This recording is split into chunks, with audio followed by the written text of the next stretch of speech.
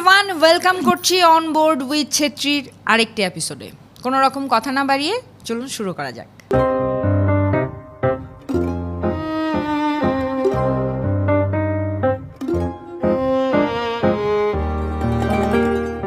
San Francisco উপসাগরের মাঝখানে একটি ছোট্ট দ্বীপ দাঁড়িয়ে আছে, যেন একটি একাকী প্রহরী। সবুজ প্রকৃতির ছোঁয়া যেখানে কম এবং ধূসর পাথর আর নিস্তব্ধতার এক অদ্ভুত মিশ্রণ এই দ্বীপটিকে ঘিরে রেখেছে। এর নাম হলো অ্যালক্যাট্রাস। বাইরে থেকে দেখলে মনে হতে পারে এটি একটি শান্ত নিরিবিলি জায়গা, কিন্তু বাস্তবতা অনেক বেশি অন্ধকারময়।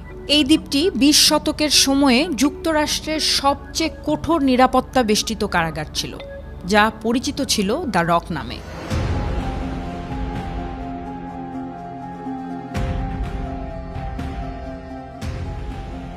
চারদিক ঘিরে উত্তাল সাগর, তীব্র ঠান্ডা পানি আর নিশ্ছিদ্র নিরাপত্তা, সব মিলিয়ে এটি ছিল প্রায় অপ্রতিরোধ্য এক বন্দিশালা। ১৯০৯ সালে এখানে প্রথম কারাগারের স্থাপনা গড়ে ওঠে ও ১৯৩৪ সালে একটি পূর্ণাঙ্গ হাই সিকিউরিটি জেল হিসেবে চালু হয়। উদ্দেশ্য ছিল এমন এক কারাগার তৈরি করা যেখানে ঢোকার পর কেউ আর পালানোর পরিকল্পনাও করতে পারবে না।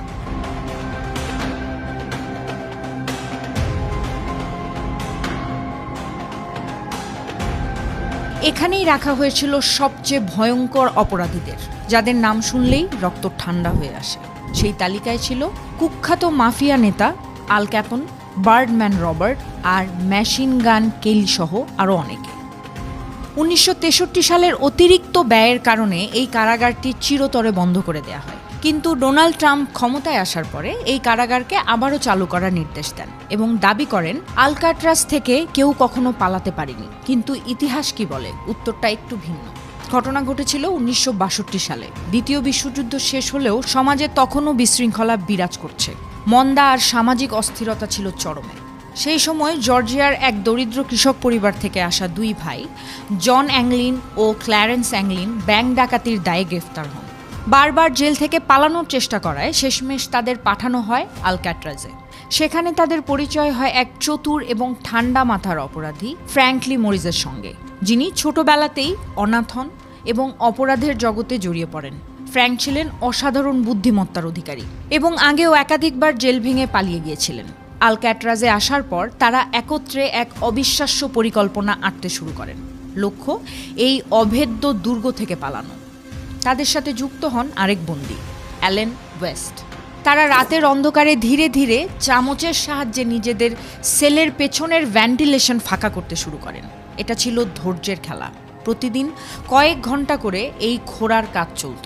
শব্দ যেন বাইরে না যায় তাই তৈরি করা হতো নানা বুদ্ধিদীপ্ত কৌশল। ৬ মাস ধরে চলে এই গোপন কার্যযজ্ঞ।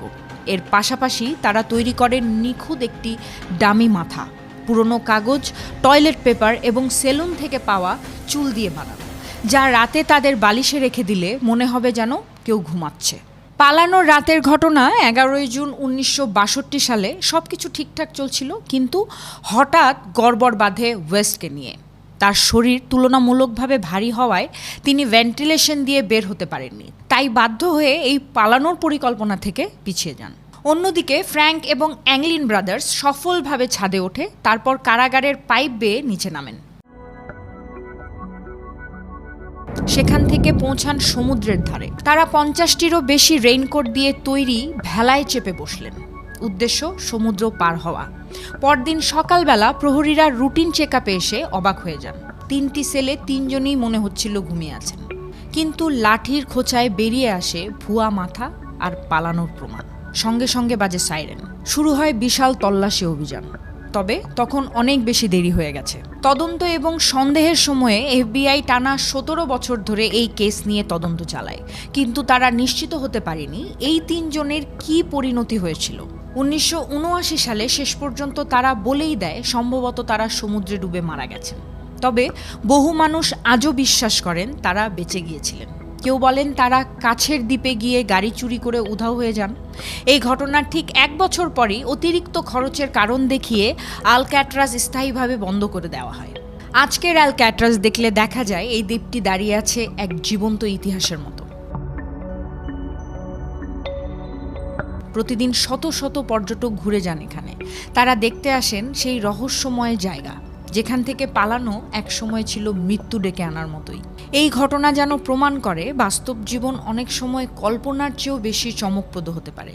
আর সেই রাতের রহস্যই হয়তো আজও হারিয়ে আছে মহাসাগরের গভীরে, অথবা বেঁচে আছে সেই 3 বন্দির বিজয়ের হাসিতে, যা কেউ কোনোদিন চোখে দেখেনি তবু কল্পনা করতে পেরেছে।